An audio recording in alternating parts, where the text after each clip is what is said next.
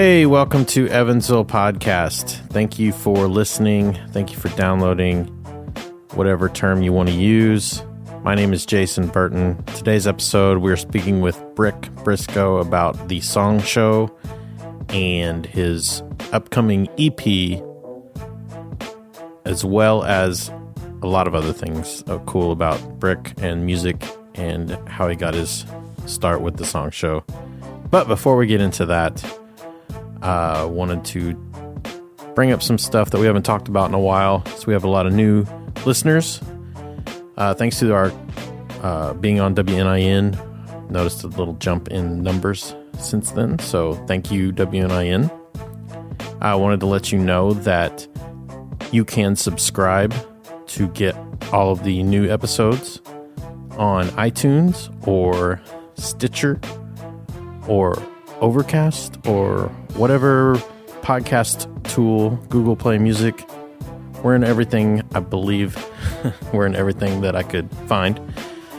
So if you just search for Evansville, we should show up. Evansville Podcast, our nice blue logo. Thanks again to Nick Basham for designing that. So we should be there. The music you're hearing underneath us now is Factor Primo. Wanted to thank them for allowing us to play a little bit of their music. Check out Factor Primo live whenever you can. They're great. They're a fun time to hang out with them and listen to play some awesome music. Their music can be found to purchase on iTunes or wherever you buy music, Amazon. I believe they're on Spotify, all that stuff. So you can find them. Factor Primo. The song is called Factor Funk. But yeah, thanks. And before we get into Brick Briscoe's episode, a little word from our sponsor.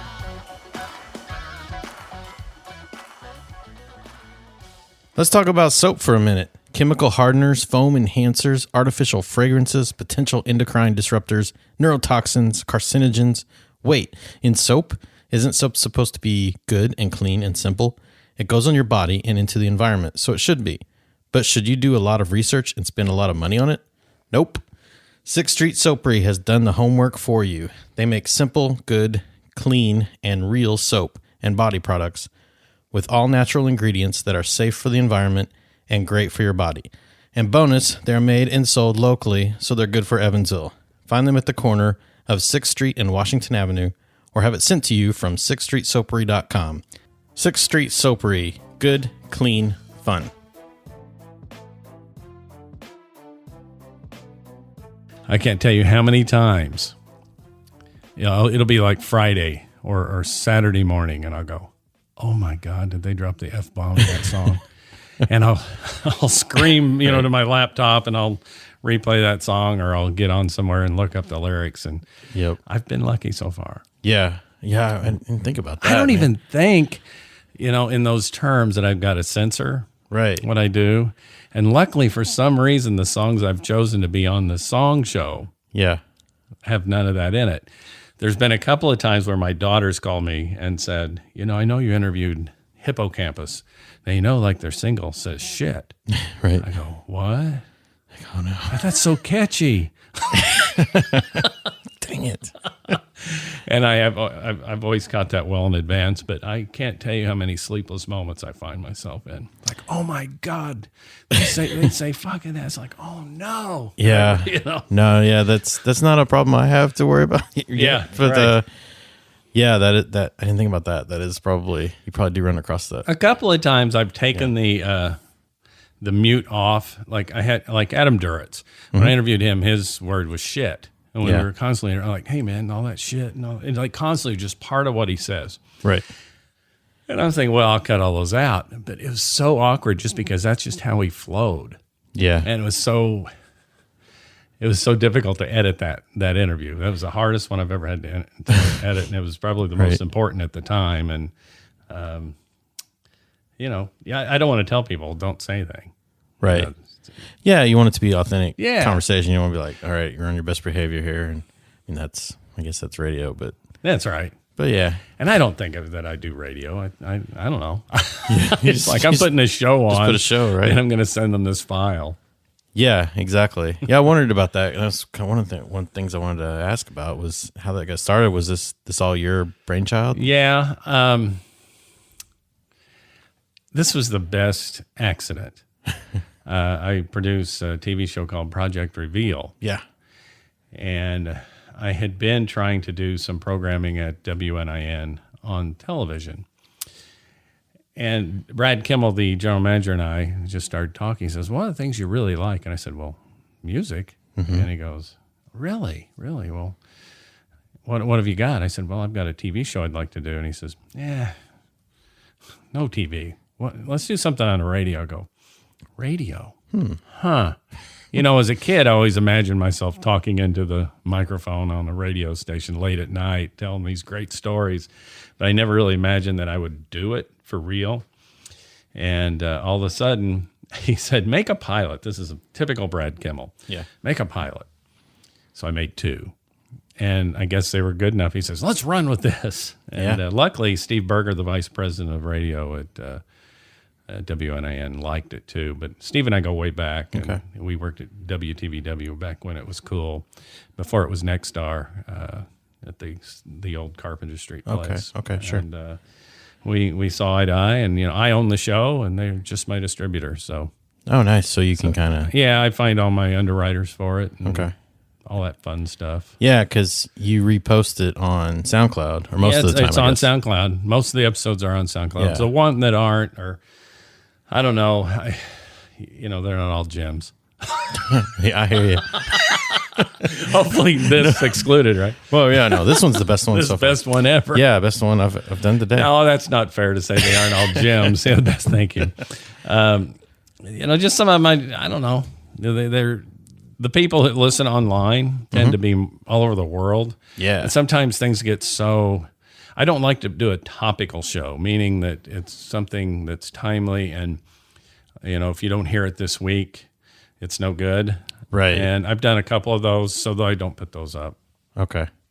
Yeah. Yeah. I know what you mean. Like I get a lot of event stuff, which is great because I like to know what's going on, but then it's like, once the event's over, right. Yeah, it's like, well, what do you want to hear about this? So I try to like, well, if people hear this after the event, what can we, blah, blah, blah. And sometimes that works. But yeah, no, so like one of the recent ones you had was songs to be thankful for, which doesn't necessarily have to be a Thanksgiving one, right? No, because you can listen to that anytime, hopefully. I'm trying to think why I did that. That just came to me because I think I was overworked that week and I knew I had to get something done, so I wanted to put on some music that totally relaxed me, and I found some songs I liked, and that just suited the week. Yeah.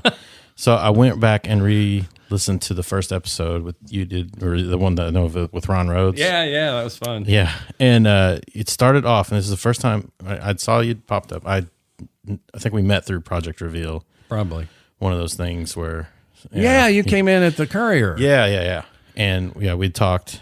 Just briefly, but yeah. So I was like, okay, I know who this guy is, and then I see the song show pop up. I'm like, okay, what is this? And then, you start off with this song, Alfie. Yeah. And you're like, this is my favorite song. Oh, you're just thinking about it right now, I'm getting chills. Yeah, and I was like, it starts playing, and I'm like, okay, I'm very confused right now. Like, I would never have picked this as a favorite song. But I was like, I'm like, I kind of know this song, But so then, like, I heard it, though, and like, oh, okay. Okay. So it's like, I wouldn't have appreciated a song like that, I guess. I probably would have just dismissed the song. But since, but with someone else has a different perspective on it, it's like, this is my favorite song. I'm like, okay, well, maybe I need to listen to this song again. So do you get that a lot? I mean, is that why you do the song show? Maybe it's like to give a perspective on these songs? Well, there's a couple reasons. One of the big reasons is it really aggravates me that we draw lines between music, between, say, Burt Bacharach and Elvis Costello or Leonard Bernstein or, Leonard Bernstein or anything like that. To me, it's all great music. Yeah.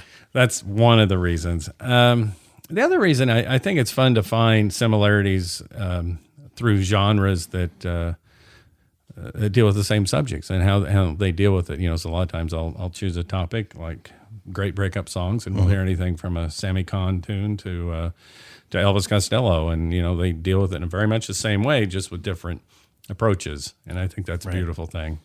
Okay. Yeah, because music is, it's really personal to some people, and like, and they're like, there's genres that I just throw away completely.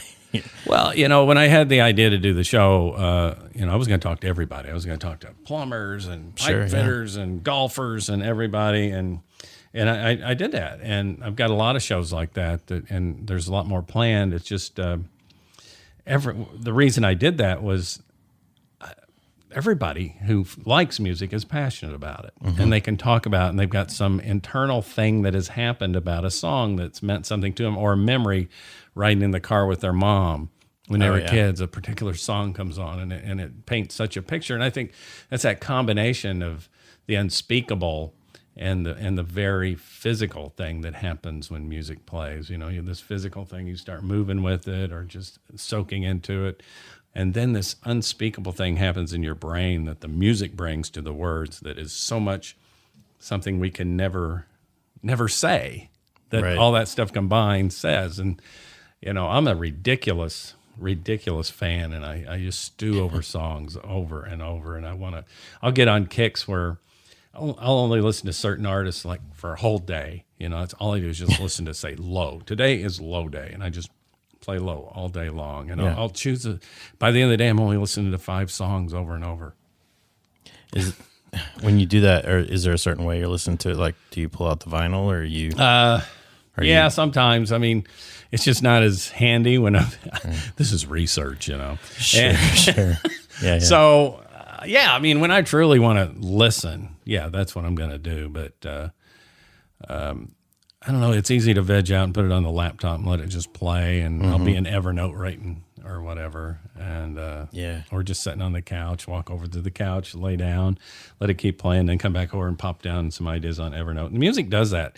We're so influenced by music in our lives, and don't you just walk down the street sometimes just all pumped up, so confident because you heard this song, the next meeting you're going into is just great. I'm going to be the best I can be today because of that song. There certainly is. Music does affect. There you can, like, if I get an earworm that I don't like, it will wreck a day too. Oh my gosh. Yeah, I've had some days wrecked, I think. Oh gosh. Yeah, but it's certainly, I mean, that's why, you play the certain songs, I guess, to set the mood, right? Yeah. What was it about Alfie you didn't like? I just never paid attention to it before, and it's just one of those things where it was probably just like, what is this? I don't know. I'm like, it's not my genre. It's not my style. It's older than what I would traditionally go for. Us, probably. Yeah. It's very old. But I don't know. It's just nothing I've ever really considered. The thing about that song for me, I think it takes me back to my mother, and she loved Dionne Warwick. And so we heard a lot of Dionne Warwick in the house. Okay. Now, the version I like is not Dionne's version, but hers is wonderful. But it really sends me back to that time when my mom was a sharp dresser, and she was kind of a mod or sort of a stylish woman. And, it just makes me feel like things are good in the world when I hear this. And it's questioning me. What's it all about? What's it all about, Alfie? And it makes you think. You can kind of swoon to it. Bacharach has a way of using chords you would never suspect, melodies within those chords that you would never suspect, in a very complicated and sophisticated way that I think the average person doesn't notice. And that's the beautiful thing in a song, that he can do that to you and you don't even know it. Yeah. Well, maybe that's more of your musician side speaking up. Perhaps. Because like a normal person may not know what they're when they hear something like that happen, they may not be aware, or they're confused. Like, what was that? Why'd that happen? But or I don't know why I like this. I mean, it's harder to put into words, I think, if like I don't know how to play any instrument. I took some lessons for things, but nothing ever stuck. There's a guitar hanging. Yeah, I was noticing the guitar of shame. The guitar is just hanging. It just hangs there, and it looks at me like, "What are you doing here, man?" But so I think that people that play music, there's a deeper appreciation and can maybe cross genres a little easier. I think you're right on a certain level, but man, I tell you, just the luxury of having this job of the song show. Everybody I talk to, they've got some story that it means so much to them. Could be that it was a song that was played at their wedding. Could be anything, and it means something to them, and they relate to it on this really base level. Yeah. Now, do you find yourself keeping up with music as it comes out, or is it? Yes, definitely. I think that's because I'm a fan first, and I obviously I still listen to all the bands that I always listen to, but I'm always looking for something new and exciting. And well, just today, the new show that I edited today has to do with the artists I've come across while I was on tour this year, and some amazing artists that I think people need to know. So yeah, I'm constantly finding new artists, and because of the song show, the emails I get, the publicists who are contacting me, it's a stream of new music. Okay. Now, what I do find because of the song show is that I don't necessarily spend those whole days listening to music like I used to, because I'm always trying to catch up and find that angle. But I make sure that each week there's at least one day where I do nothing but listen as a fan. Okay. Yeah, because I find it harder for me that there's just, I still try to find new music, and my kids will present new music occasionally, or someone I know. Yes. I try to get younger friends that way, because it's easier for them for some reason. But yeah, I remember like growing up, music was a pretty big part. But then now it's like, I like music, and I enjoy, like we have our old record player. I enjoy doing that. Oh, that's a great time. You just put that thing on. There's something about it. Yep. I don't know what. That air. It's the air. Yeah. Yeah. It's great. It's real because it's mechanical. Right. You know what I mean? Yeah, I do love being able to just say like, oh, I want to listen to all of, pick your artist, and you can do that now with pretty easily. But there's something about having to get up and change the side of the record. I'm kind of encouraged by the resurgence of vinyl. There was a story today that this week, I think it was the first time ever that vinyl has surpassed digital downloads. Then that was in the UK. And I really believe that people are looking for something to hold on to, something real. Right now. Yeah, there's something about the album cover, just the album covers, that art. I would look at those things for hours. Oh yeah, just too. Growing up, my dad had a bunch of Elvis albums, so I would stare at all those things, and Ventures, which were nice to look at on some of them. There was like the gold bikini woman. Oh yeah, for sure. That was a great one. I looked at that one for a while, but yeah, just I don't know. I can picture that, and it takes me back to I can hear that music as soon as I see that album cover now. Well, I spent a lot of time just reading those records. Yeah. Who wrote this? Who played bass on this song? Who produced this? Who was the engineer? What studio was this? Why was this recorded in several different places? That's kind of odd, whatever. And I think today, I don't know that kids know that stuff. Yeah, it seems like it's more of the whole album was you put more thought into, or maybe I was just making this up, but like it seems like they put more thought into each track, and like this track leads into this track, and the whole album is a concept maybe. Whereas now it's like single. Well, it was hard to shuffle it. What your shuffling back in the day was when you had a 1045 stacked on that platter thing. One would drop every time. Yeah, there you go. But there was no shuffling of an album without doing it physically. You had to really go out of your way to do it. Yeah, and yeah, exactly. Yeah, we had 8 tracks and all that stuff. And when you mentioned driving in the car and thinking of that, or something, I was thinking like Creedence is that way for me, because we had an 8-track player, and my dad would play that when we were driving to the back roads of Posey County. It's like, yep, I know exactly what you're talking about. Well, we took so many. NPR, actually, the first time I heard my show, it was the Ron Rhodes one. I heard my show, I cried. Yeah. And the reason it's not, I've had shows on all sorts of things, TV and whatever, but I grew up hearing NPR, hearing bum, bum, bum, bum, bum, or hearing a car talk or something like that. And I can't remember what show I came on afterwards. And it was a show I always listened to, and I think, oh my God, I'm on a planet where there's some place where they associate me with this other show. This is the greatest thing that's ever happened to me. Yeah. I was so touched, and every time I sit down to do the song show, I'm excited to do it. And for some reason, of all the lucky things I've been able to do in my life, whether with my family or in business, I just love this. Yeah. And so how long does it, like one episode, how long are you taking on that? Well, sometimes the interview is harder to get. You know, if I have an interview, I don't always have interviews in the show. Right. I try to have one every other show. Let's just say after I have the interview, it takes about 4 hours. Okay. I would think, and you know, I've edited all my life, so I kind of know what I'm listening for. But just putting the show together, it's sort of this beautiful thing. It's like playing an instrument. It's, okay, I got this song. It's about that. What's that going to lead into? That's kind of on the same thing. And why would Nirvana and Cole Porter be related? You know, to me, that's just so much fun. Right. Yeah. The beauty of that. Kind of like we were talking about, like why records made sense. But so whenever you put that together for WNA, they don't really have any say. No, they don't. What you're doing, right? They have no say. Right. I hope they're listening. Yeah, but only about the cussing. Only about they'll say, "Hey, no," I know how lucky I am on that. I mean, yeah, for sure. And that's awesome to be able to get that out. And but so do you think? I mean, just having it out on SoundCloud and other people being able to find it. I mean, that's kind of the best of both worlds. It's crazy cool. Yeah. I look at the stats and where the people are, and it's kind of funny. So I'll have a Nashville songwriter on or somebody, and all of a sudden I've got the South listening to me. Right. I don't know why. All of a sudden, I have these listeners in Pakistan. I have a lot of listeners in Australia. Yeah. Hey. Who knows? Who knows?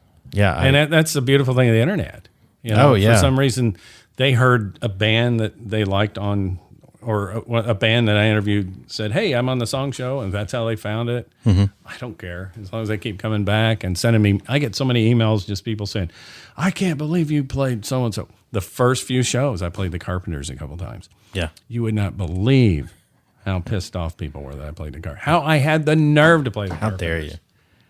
You know, you played Paul Weller in the same show with the Carpenters? What in the hell? You know, it's like, oh my gosh. Melting this is people's awesome. brains. These people feel as strongly about this as I do. Right. Yeah, that's what you want. You want passion one way or the other. Yeah, I think it's the greatest thing. Yeah. So that's one question I always wondered is like, how do you have the rights to play these songs? Well, I pay for them. Right. Okay. Oh, there you go. Yeah. Well, I'm a songwriter too. I'm not going to not pay it. I pay ASCAP, BMI, CSAC. Okay. There's certain... Now, if I was like you and I was a podcast, it'd be a lot more. My show's not downloadable. It's only streamable. Gotcha. There's a separate license for that. Now, CSAC, BMI, ASCAP, because it's also airs terrestrially first, that helps me too. Okay. But I pay them every quarter a certain amount of money. Yeah. It ends up being like $3,000 a year. I mean, it's a big expense. It's a real thing. Yeah, and I have to... Only one of them makes me send a list of the songs I play, which I think's crazy. They send everybody a blanket payment. I don't get it. Yeah, interesting. But BMI asks for a list of all the songs that are on the internet. Okay. Now, with NPR, with WNIN and their relationship, affiliation with NPR, I think there's a whole different thing. They deal with that. I don't deal with that. Man, that stuff's always But confusing. with you, if you were to do the show, you would have to negotiate a deal with each publisher. Right. So it would take forever, and that's why my show's not a podcast. Right. Now, I'm not saying that people can't figure out how to download it off SoundCloud. And people know how to do things, but that's on them. Yeah, that's right. That's not my... You're right. That's not my You're crime. not giving instructions. It's not my crime, man. Yeah. But it's complicated, and I don't truly even understand it. And I know that when I get the $20 check every quarter for my airplay, I'm thrilled. So I hope somebody else is getting it too. Hey, yeah. Wow. I know I've started to try to incorporate more local music on the podcast. Yeah, that's but I've great. reached out to each. Well, each of those when I guys. play, I'm like, They're is it thrilled. okay? And they're like, thrilled. Absolutely, please. Absolutely. So far, so good. Hopefully, Yeah, Make it's anybody mad, but it's a new. There's no rules really. Yeah, because nobody can agree on it. So that means everything anybody thinks is a rule, and they're going to come after you. right. And you're okay until you're not okay. That's right. Yeah, push that envelope until they tell you to stop. Right. Yeah. I can't. I have no lawyers. Please don't sue me. Yeah, me either. Right. I think we can agree on that. We mentioned you playing music, and one of the things you'd sent me recently, you got a EP coming out. Yeah, January, right? January 20th, something like that. Okay, and there's a video of one of the songs. Yeah, And the EP is called Songs to Yell To, which is awesome. Yeah. But what's funny is I played it for a friend of mine, and I showed it to him, and he loved it. And he was like, I was not expecting that sound. So I don't know what you did, but it's like rock punkish. I mean, I'm 55 years old, and that's what I grew up on. Yeah. I guess that's in me. I kind of get aggravated when people call me punk, because punk lasted 90 days. What kids today talk about as punk, it's not punk. I like that they use that term. Yeah. Punk lasted, just 90 days, and it was over. Everybody kind of grew past that. It became new wave, became alternative, became all these things. Okay, yeah. But I'm not really aggravated that somebody calls me punk. It's still, it's in me somewhere in my DNA. All right. But when my first band was definitely punk. We were back in 1978. Oh, okay. But I thought I moved on, but I haven't, I guess. It's a good whatever you want to call it. It sounded good. Hey, just talk about me. I don't care, right? So. New record's coming out. I'm so excited because I'm working with my heroes on this. It was produced by somebody I consider a hero. My bass player on the record is also somebody who I've looked up to since the mid 70s. And we went to New York and we recorded it, and very, very proud of it. Matter of fact, my management company had me pull down everything I'd done before, and they're going to re-release it after this comes out.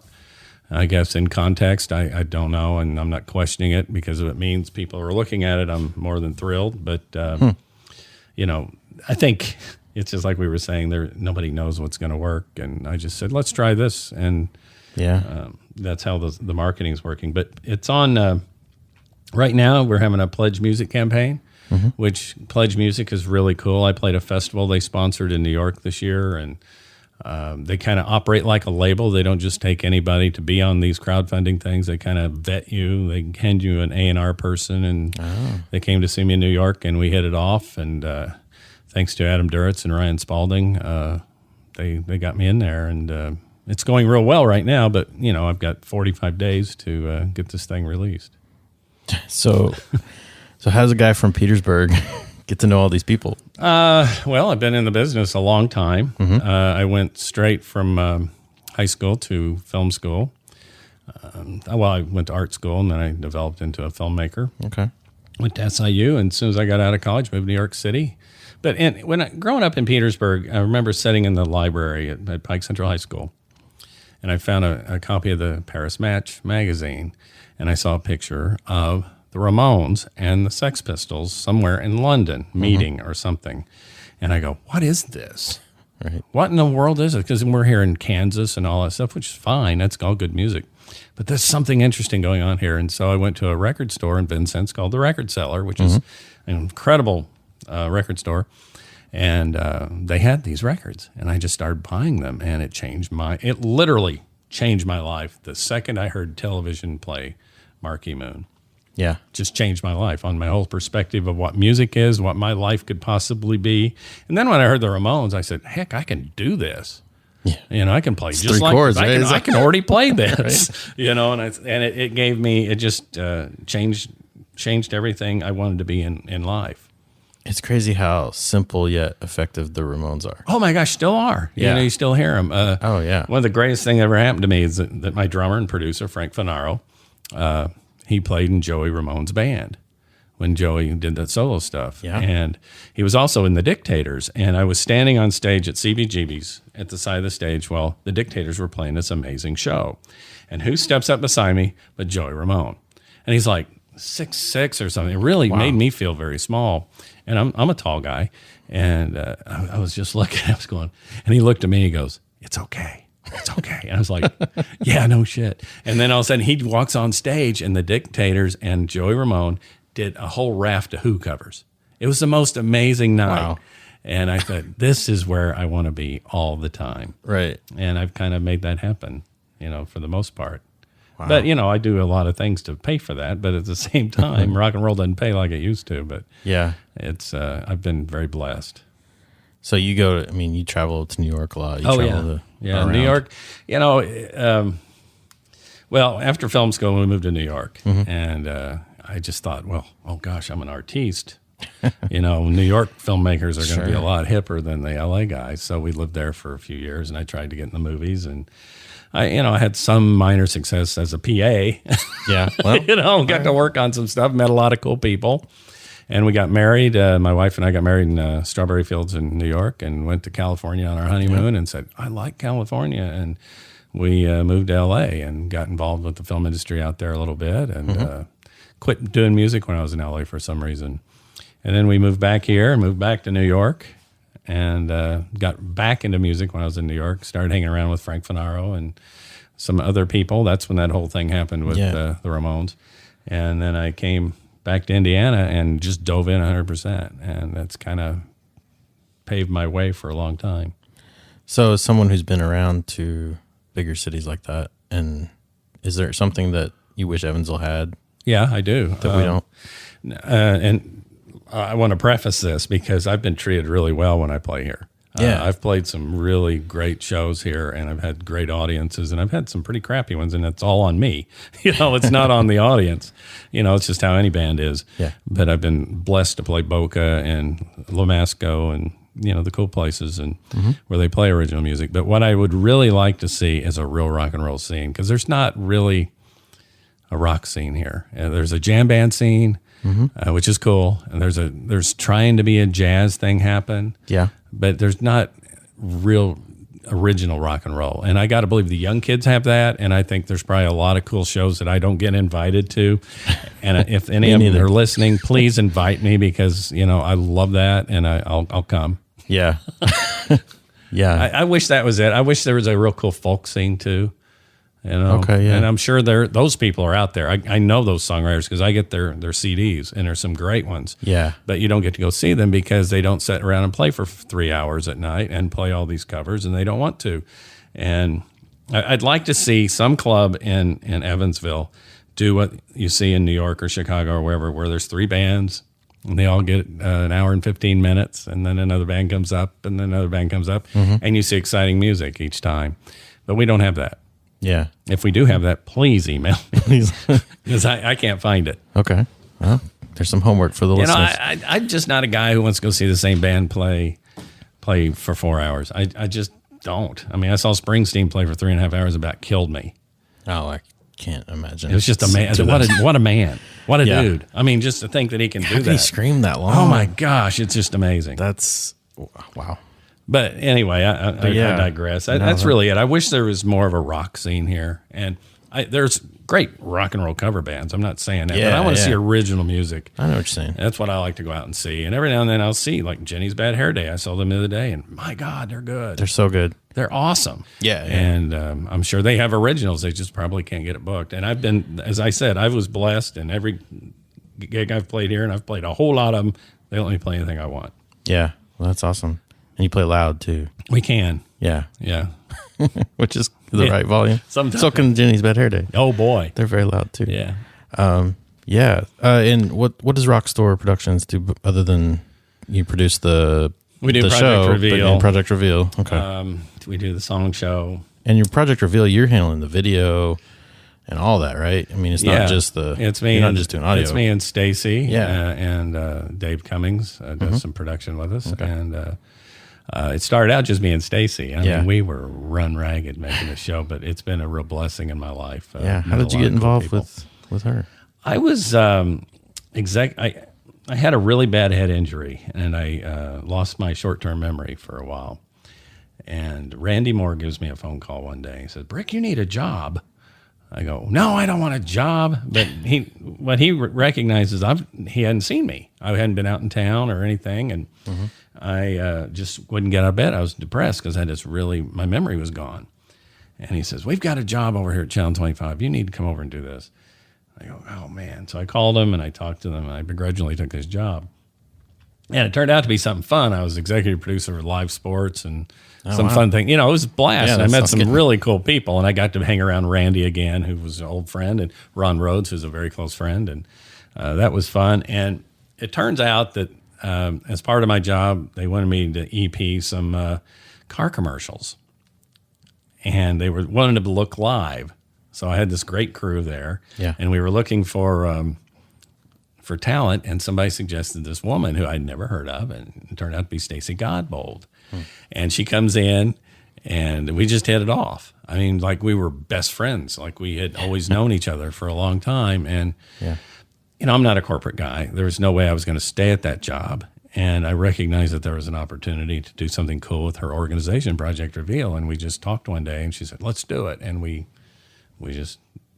I quit the job and we started the TV show. Just jump right in, right? That's rock and roll. Without a parachute, man. Yeah, it's really what it is. And it's a blast. But that first year, Stacy and I, oh my gosh, we'd shoot everything. I'd go home and I'd sync all the sound up and I'd do a rough cut and she'd come over and we'd just sat at my house till 3 or 4 in the morning. Yeah. Wow. Get the darn thing done. So we needed help. And luckily I know some very talented people like Dave Cummings who came on to help. That's awesome. That's a crazy story right there. Oh man, I had jet black hair until that started. Yeah. Is it because of Stacy or because of No, Stacy's a handful. Yeah, I've never liked her. Yeah. It's terrible. She was the worst guest I've ever had. I bet. Yeah. She'd still be talking right now, I think. She's still in that room we were recording. Oh man, that's going to get one of us in trouble. Hopefully, I don't care. It was your idea. So you do Project Reveal and you do we're just getting ready to start doing some films for Panasonic. That's kind of exciting. Wow. But really, right now, my focus is on the song show and playing music. The record coming out, I'm going to go back east and do some stuff. I got opportunity to play some shows out in California and Las Vegas. Very nice. I mean, I'm not in a position where I want to go on the road for 6 months. I want to go on the road for like 2 weeks and then come back and earn a living and then go back on the road for 2 weeks. Yeah. That's the independent artist side of me for sure. Right. Is this one of the cases where you're like outside the area more famous?